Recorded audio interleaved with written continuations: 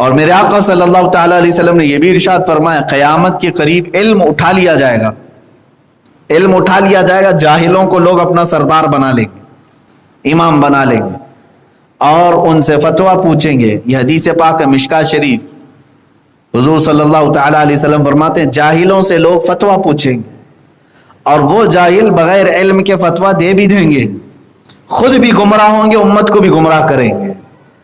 تو علم اٹھا لیا جائے گا۔ اسی کے ساتھ میرے آقا صلی اللہ علیہ وسلم فرماتے ہیں سب سے پہلے جو علم اٹھایا جائے گا، علم تو بہت ہے نا، قرآن کا علم ہے، حدیث کا علم ہے، تفسیر ہے، فقہ ہے، اصول فقہ ہے، منطق ہے، فلسفہ ہے، جغرافک ہے، میتھمیٹکس ہے، الگ الگ علم ہے، سائنس ہے۔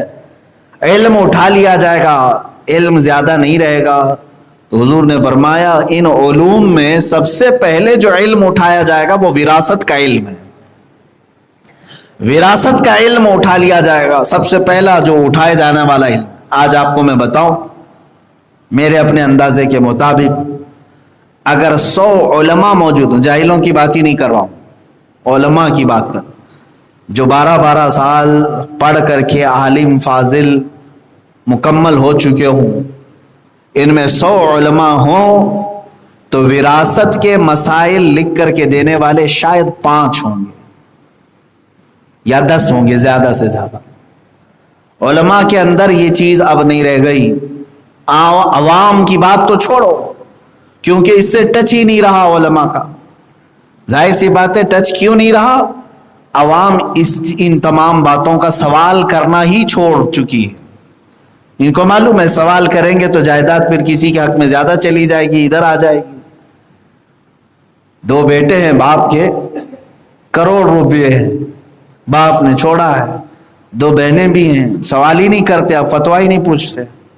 کیوں؟ انہیں معلوم ہے 1 کروڑ ہم دونوں بھائی 50-50 ڈیوائیڈ کر کے رکھ لیں گے، کون آنے والا ہے دیکھتے ہیں۔ اب فتویٰ پوچھیں گے تو پھر شریعت بتائے گی کہ تمہاری 2 بہنیں جو بیاہ کر کے گئی ہیں ان کا بھی تمہارے باپ کے مال میں حق ہے،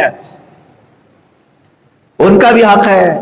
اب ظاہر سی بات ہے پھر مال میں 2 کی بجائے اب 3 حصے ہو جائیں گے، 3 حصے ہو جائیں گے۔ تو 3 حصے معمولی نہیں ہوتے، یہاں 50-50 جو مل رہے تھے وہ ڈائریکٹ 30 پہ آ جاتے ہیں، اور دل پر جو ہے سانپ لوٹنے لگتا، ارے یہ بہنوں کو 30 لاکھ دینا پڑے گا۔ شادی بھی دھوم دھام سے کر کے دیے، جہیز بھی دیا، سب کچھ دیا، پھر اب باپ کی پراپرٹی میں سے 30 لاکھ بھی دینا پڑے گا۔ اے میرے عزیز یہ دے دو آج خیر ہے، ورنہ قیامت کے دن 1 درہم کی وجہ سے لوگ جہنم میں جا رہے ہوں، 1 درہم کی وجہ سے۔ بہنوں کا حق یا عورتوں کا حق جو دبا کر کے بیٹھا ہے، حدیث پاک میں یہ بھی ملتا ہے قیامت کے دن اس کا پیٹ اتنا بھاری ہوگا کہ زمین تک لٹک رہا ہوگا، وہ حرام کھایا ہوا ہے۔ اور دوسری آیتیں ہیں جس میں اللہ نے فرمایا ہے کہ اس کے پیٹ میں جہنم کی آگ ہی بھری جائے گی، یہی اس کے لیے زیادہ بہتر ہے جو دوسروں کا حق کھایا ہے، یتیموں کا حق کھایا ہے۔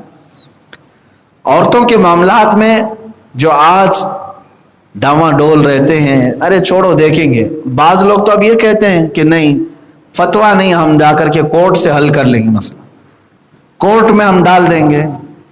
کورٹ میں ان کو معلوم ہے کہ 10 سال کھینچیں گے تو 1 کروڑ تو 10 سال تک یوز کر ہی لیں گے، پھر دیکھا جائے گا۔ 10 سال گزر جائیں گے، 12 سال گزر جائیں گے، اور کورٹ ایک تھوڑی نہ ہے، سیشن کورٹ ہو تو پھر ڈسٹرکٹ کورٹ میں جائیں گے، ڈسٹرکٹ کے بعد پھر ہائی کورٹ میں جائیں گے، ہائی کورٹ کے بعد پھر سپریم۔ 35 سال تو ویسی لائف گزر جائے گی۔ یہ بھی کئی لوگوں کی اس طرح کی بری نیتیں ہوتی ہیں، لیکن انہیں یہ معلوم نہیں سپریم کے بعد ایک احکم الحاکمین کی بھی کورٹ ہے، وہ عدالت عالیہ میں تو تجھے پہنچنا ہی ہے، وہ اس وقت تو پہنچے گا جب تیری سانسیں اکھڑ رہی ہوں، دینا چاہ رہا ہوگا لیکن تیرے پاس ہوگا کچھ نہیں۔ اور ایک بات یہ بھی یاد کر لیں، بہنیں نرم دل ضرور ہوتی ہیں لیکن قیامت کے دن یہ معاف نہیں کریں گی، ان کے بارے میں بھی ہے۔ ان سے کہے گا بھائی کہ میں تیری شادی کیا، تجھے گھر پر بلاتا رہا، کھلاتا پلاتا رہا، باپ کے مال میں سے تھوڑا تجھ کو نہیں دیا، کوئی بات نہیں، آج تو مجھے معاف کر دے۔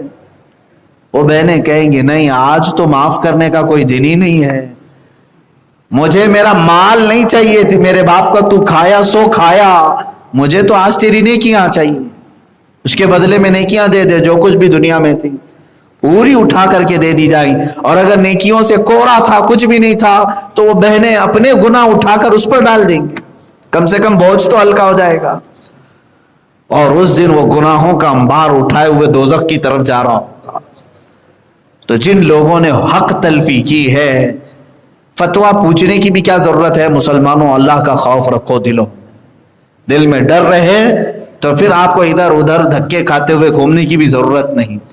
لوگ پھر کچھ ایسے بھی چالاکی کرتے ہیں، کہیں ایک شوشہ نکل جائے، 1 لاکھ تو بچ جائے کسی دوسرے فتوے سے، ہاں 2 لاکھ روپے بچ جائیں کسی اور ایک فتوے سے، معاذ اللہ رب العالمین۔ اگر تمہیں اللہ رب العزت کا خوف ہے تو یہ ہیلے بہانے ہرگز نہیں کرو گے، تمہیں رب تعالیٰ کا ڈر ہو بس۔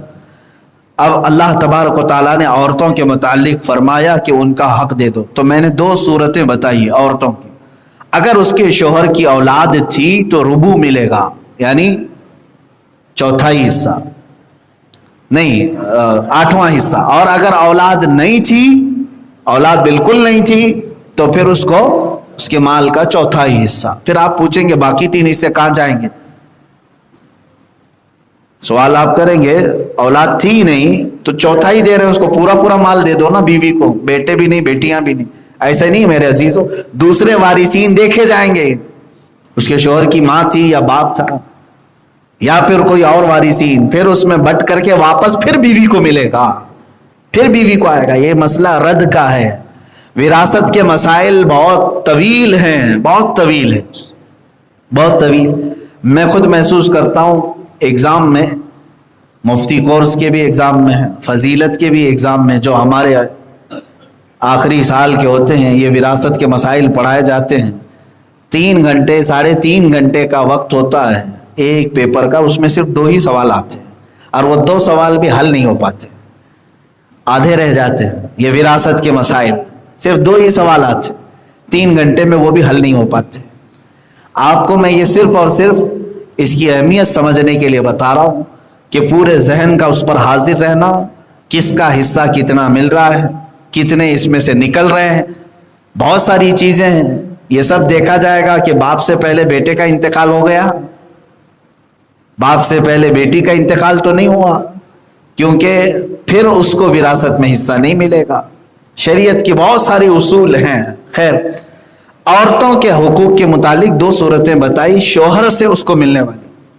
اب یہ تو رہی بات شوہر سے ملنے کی، تو کیا شادی ہو جانے کے بعد عورت خالی اپنے شوہر سے ہی لے گی؟ نہیں، وہ اپنے مائکے سے بھی لے گی، اس کے باپ سے بھی اسے ملے گا۔ اگر عورت 70 سال کی بھی ہو جائے اور اس کے باپ کا کوئی حصہ موجود ہے تب بھی اسے ملے گا۔ یہ نہیں ہے کہ غیر شادی شدہ تھی، چھوٹی بیٹی ہے اس لیے اس کو دینا پڑے گا، نہیں، شادی ہو گئی ہو، وہ اماں بن گئی، وہ نانی بن گئی، وہ دادی بن گئی ہو، تب بھی وہ اپنے باپ کا حصہ لے گی۔